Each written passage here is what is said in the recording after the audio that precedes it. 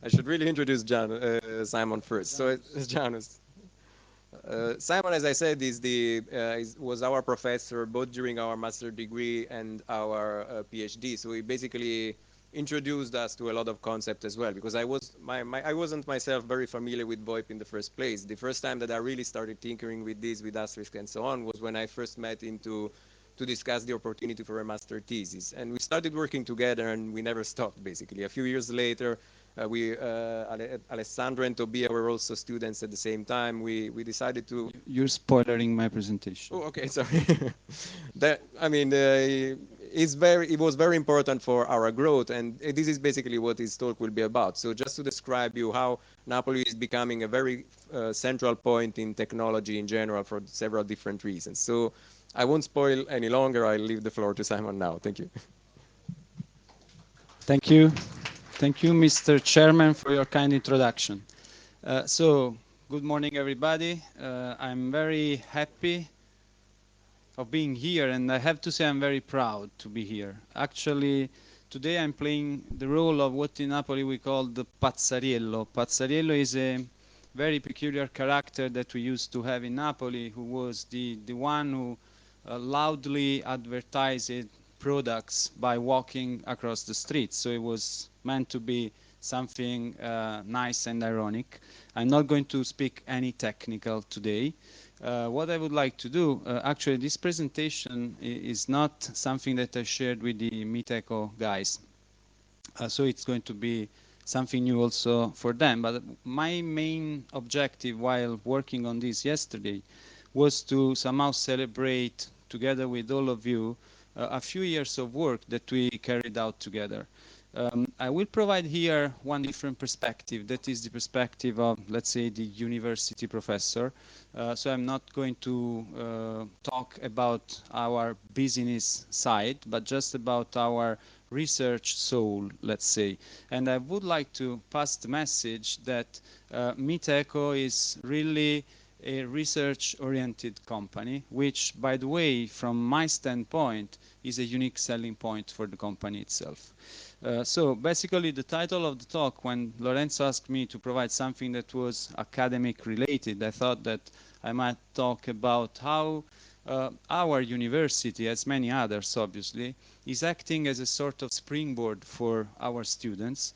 And I would like to show and to discuss with you a few examples. So basically, before getting started, I would like to introduce myself. My name is Simon Romano. Actually, my name is Simon Pietro Romano. I'm a professor at the University of Napoli Federico II, and I mainly focus on two directions. One is real-time multimedia applications. The other one is network security. These two directions basically also map onto my classes. I'm teaching right now this semester these two classes, and this is the reason why I'm going to not be present here tomorrow and the day after tomorrow for at least 2 hours or so, because I have 2 hours slots at university, which is close to here. I'm also, I say here, a tech transfer addicted, because I don't like the idea of calling myself a startupper, because I don't like that term. Actually, in 2000, I was among some of the researchers who created a company that is called Epsilon, which, by the way, is also part of Meetecho. Epsilon mainly works on cloud infrastructures and on designing and developing advanced cloud-based solutions. And it is still there, it works, and it is a very healthy company. Then I also co-founded Meetecho together with the guys who are here. Meetecho is about real-time collaboration. And recently, which means a month ago, I also co-founded a further crazy project that is called Sexy. Sexy means to be, aims at being the sexiest security company on the market. So the name is playing a bit with that. But it's coming soon, and we're working on things associated with network security with that.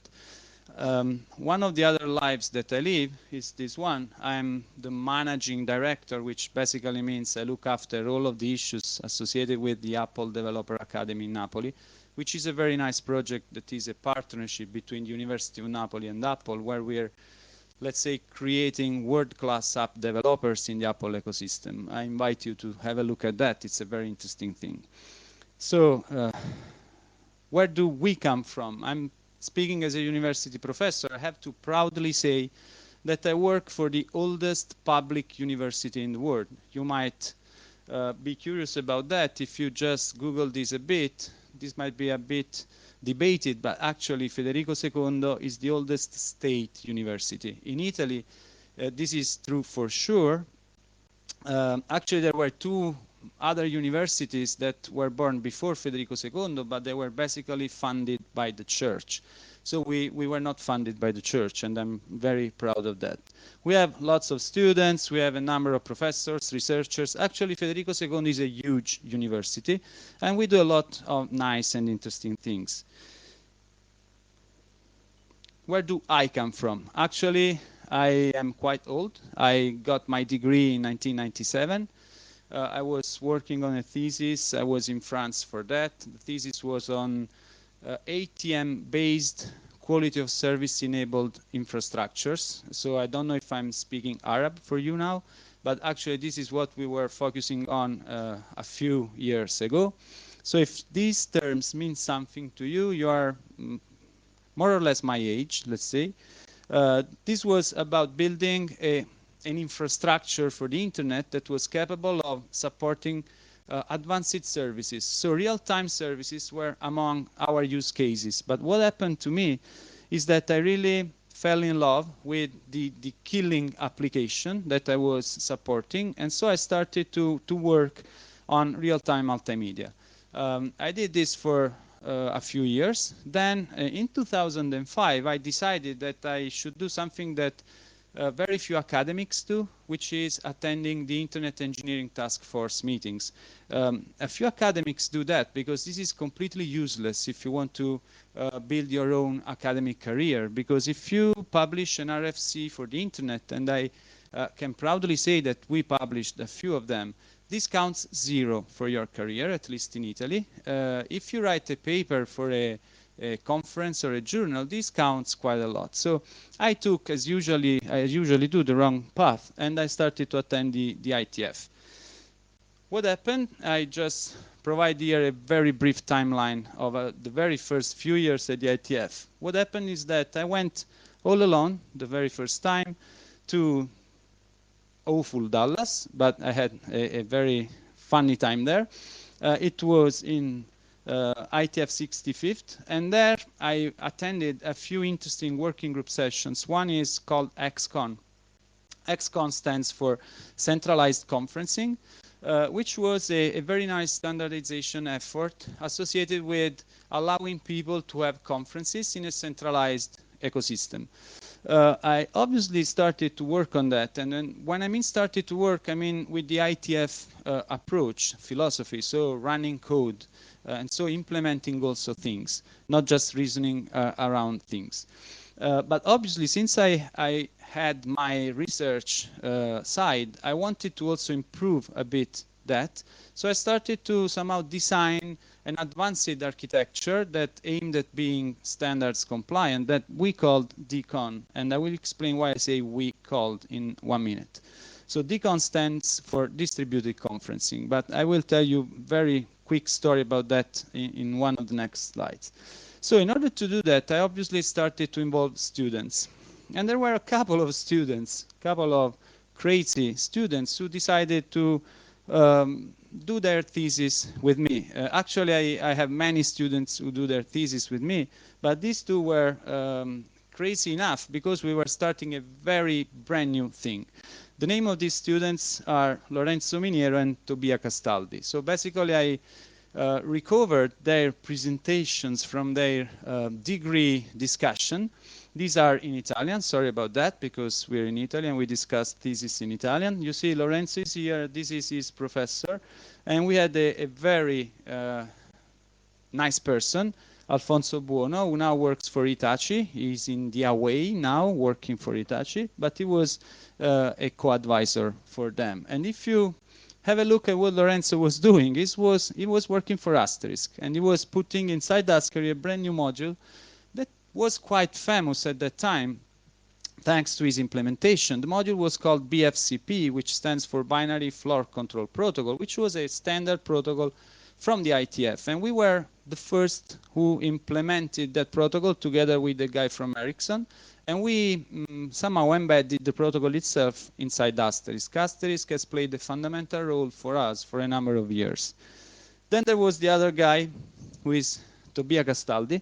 And this guy was working on distributed conferencing. So basically, Lorenzo and Tobia were working together, but they were focusing on different aspects. Lorenzo was digging into the details of the XCON framework. Tobia was enlarging the view, and he was using XMPP. So we were using instant messaging, and we arrived at an architecture which was quite interesting that is depicted here, where we wanted to properly orchestrate different XCON clouds in order to arrive at a distributed conference. And this was for the sake of scalability, obviously, and this was part of our research. So basically, we kept on working. We demo showed our stuff at the IETF meetings, and we involved more people in the team. The third one who stepped into our team is Alessandro Mirante. You see him here. He was actually working with me, and his co-advisors were these two guys who changed their roles, let's say. They switched from student to co-advisor. They were working with me. I had some money with a, let's say, research contract with a company, and they were being paid very few money for that.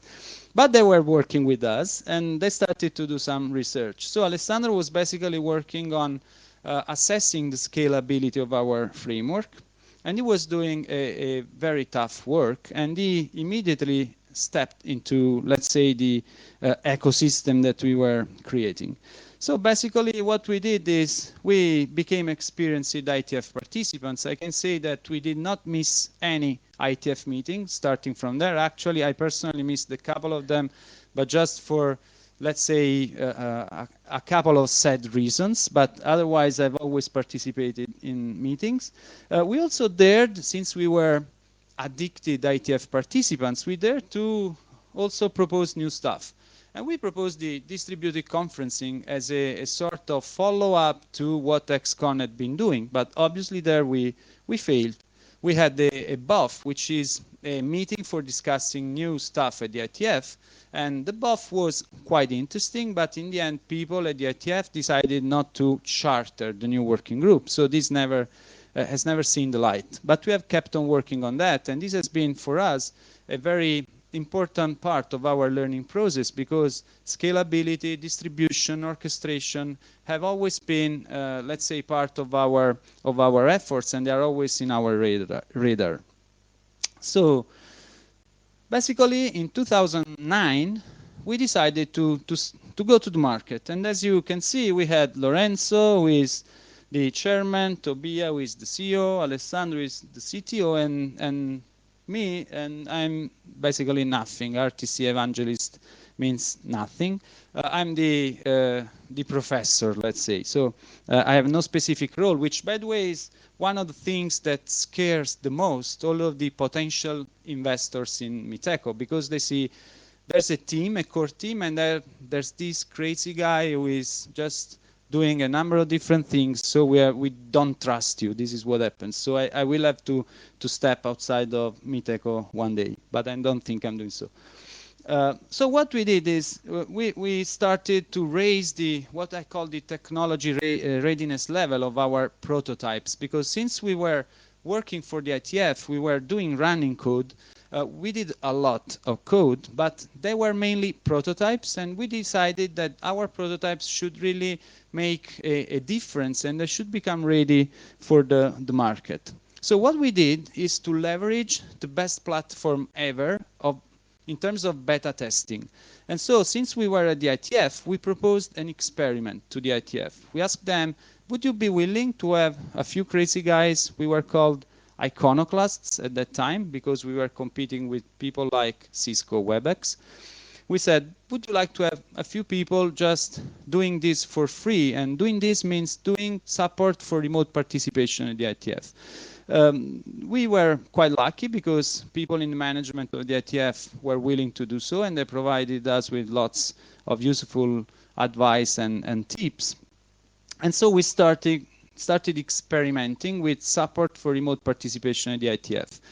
In 2011, so after a couple of years that we were doing this for free, we first had our first contract with the IETF. And actually in 2011, in April 2011, we flew to Prague for IETF 80, and we were very proud because we were capable of streaming 7 sessions overall. So the entire meeting, we were capable of streaming 7 sessions.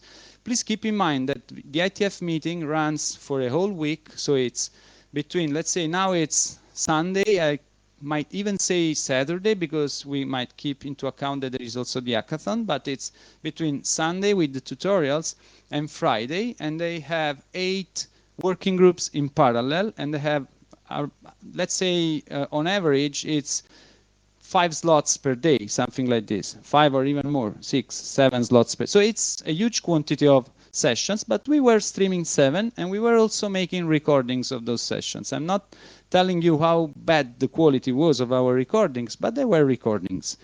In 2014, November, we completed the transition, and there could be no best way of completing the transition, because we went to Honolulu and we had lots of fun, we worked hard, but we were capable of streaming all of the sessions in parallel. So just keep in mind it's 8 sessions in parallel which got streamed. I don't spoil here anything because Alessandro, I saw his presentation, he will be discussing a bit how we provide support for IETF meetings, and it's an interesting thing to listen to.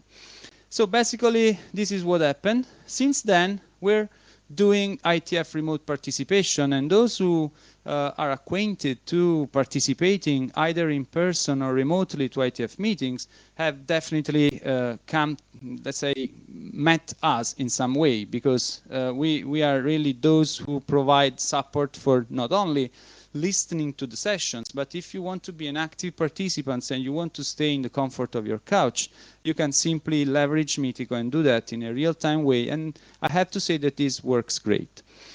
There's an entire presentation that I did a few years ago on that, which is an interesting memory for us, and I will leave you with the slides, which are on Prezi, by the way, so you can have a look at that. There's all of the different things that we did between 2011 and 2014 for that.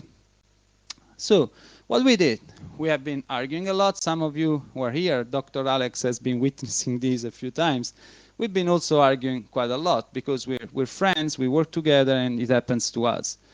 We've been sharing a lot of things because we have been living together before arriving at the steady state situation where we have our rooms at Hilton at the conference premises. We were just sharing our youth hostel rooms sometimes, and we were having also fun there, but it was a long way. We've been, let's say, traveling quite a lot. We have seen many places all around the world. With the team, I've had lots of fun. This is Lorenzo in San Diego trying to steal some newspapers. And basically, okay, we have built a team, and I'm very proud of that. How is WebRTC relevant to all this? I'm not going to speak any technical. I'm not going to talk about Janus, but I would like to provide you with some time-based information. We were obviously interested in supporting remote collaboration. If you want to do that, you need to go for the web. The client must be the browser. We tried in the beginning, there was no WebRTC around, so we embedded RTP streaming code inside a ugly applet and just figure out what happens when you propose this to the IETF community. We did that, we used that, but they obviously got very scared about us during doing that. I might point you to a couple of emails that I had to circulate on the IETF mailing list overnight because they were really scared about this stuff that an Italian company was asking them to play in their browsers. So basically we were very happy when RTC Web was chartered at the IETF and WebRTC was chartered as a working group at W3C, and we started to work on that Obviously, on the practical side, we were embedding RTC Web inside our platform. The very first WebRTC-enabled IETF session has been streamed by us, and it was obviously the RTC Web session. So it was a WebRTC-enabled RTC Web session at the IETF, and it was 2012. So the engine, at that time, the back-end engine was not Janus, by the way. We were leverage other stuff, obviously coming from the open source community, and we are grateful to the community itself. But in the end, we decided that we needed to have something we could really put our hands in the core, and so that's why Lorenzo started to work on Janus. What happened at the university in the meanwhile? Actually, Lorenzo, Tobia, and Alessandro, they all did their PhD. By the way, they did the PhD in the reverse order. So Alessandro, who got his degree a bit later, he had his PhD a bit earlier than the others, just because I had to convince Lorenzo and Tobia that having a PhD was worth the try.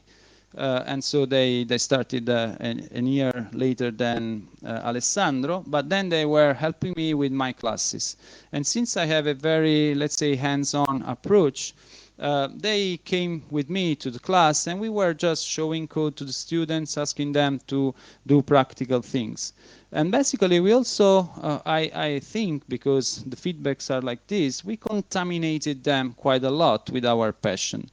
At the university, I always teach this kind of stuff. This is the telematics application class, where part of the lectures is about WebRTC, but actually we start from very basic web-based development. We do some JavaScript client side, JavaScript server side. We talk about servlets. We talk about RTP, RTCP, RTSP, NAT traversal, eyes, and the like. So all of the things that I do believe are needed in order to become a fully fledged developer in the real-time communication area.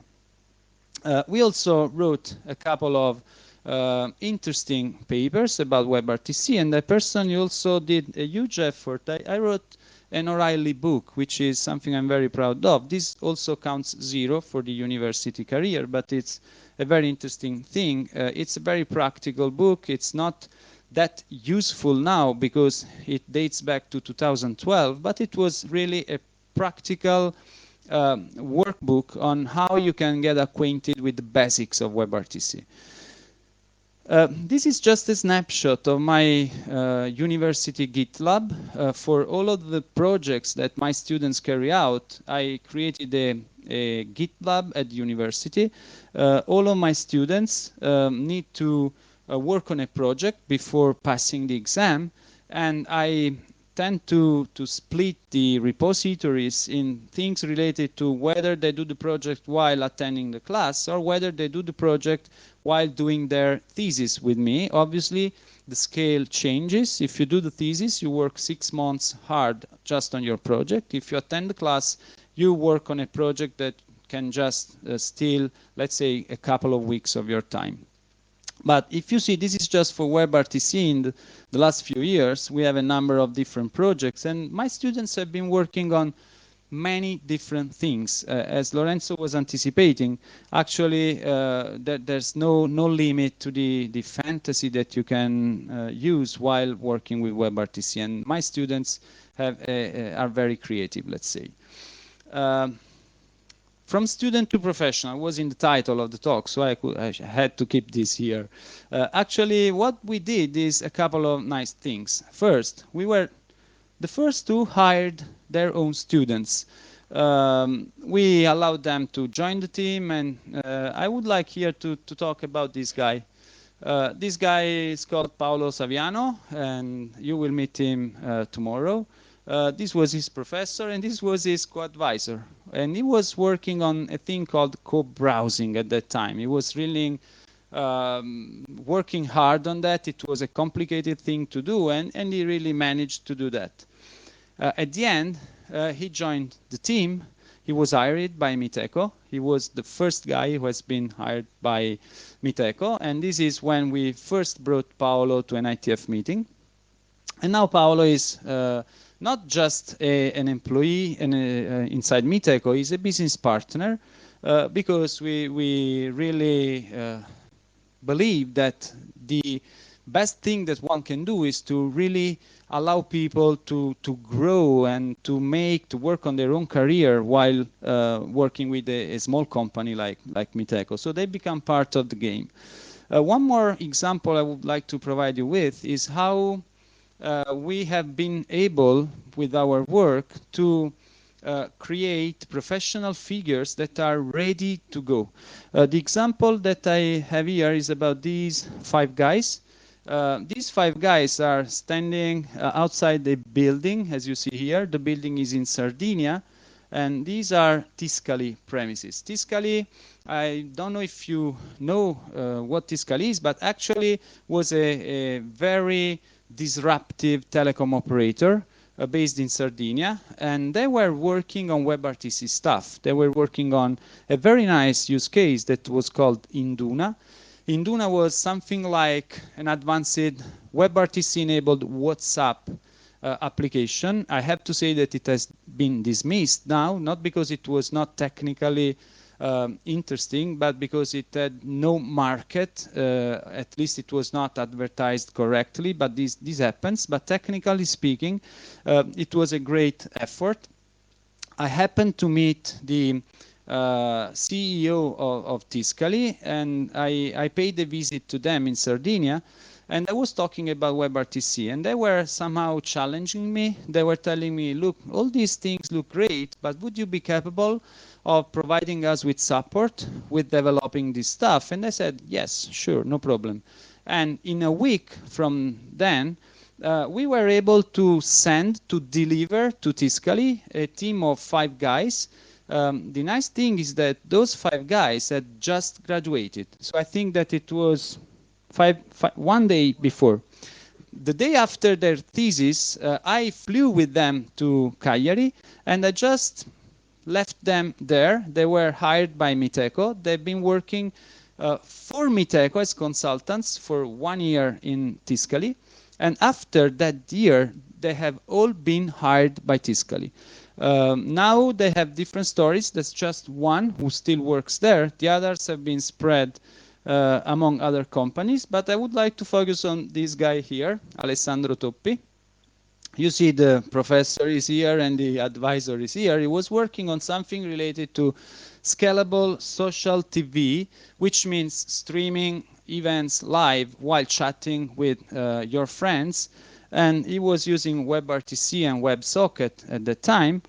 And the guy is here, now he's working for us. So I used to say that Alessandro is the prodigal son, because he went away from us, then he wanted to come back, let's say, not just to Meetecho, but to Napoli. He just got married, he has things to do in Napoli, but he works with us and he's providing huge contributions. So before concluding, what might you be willing to do if you want to interact with us at the academic level? There are a number of things that I used to set up with companies. One is leverage the so-called Erasmus traineeship program. I don't know if you are familiar with that, but I put some reference here. The traineeship program is something that envisages that students can visit companies and do a traineeship period there. It's either companies or research labs. I set up a cooperation with a number of companies. Some of them come really from my IETF experience. Some others, you see Quobis here, for example. Quobis is really WebRTC oriented, 100%. So I used to send students to them. Students have some support in terms of money coming from the European community, and they can spend 6 months abroad while doing a beautiful experience. And when they come back, they just discuss their thesis, and the traineeship is part of their project work.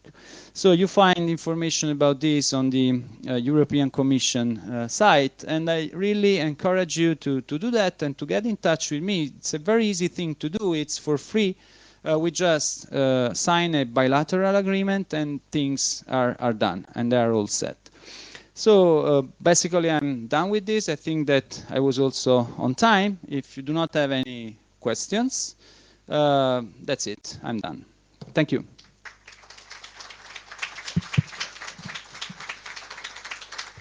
Thanks, Simon. I don't know if anybody has questions for Simon. No one? Not even one? Okay, then. Oh, Giovanni. Not a question, just a congratulation for the work and for the book. That we all read that book, so Oh, really? congratulations. Oh, this really makes me proud. Thank you. Thanks a lot.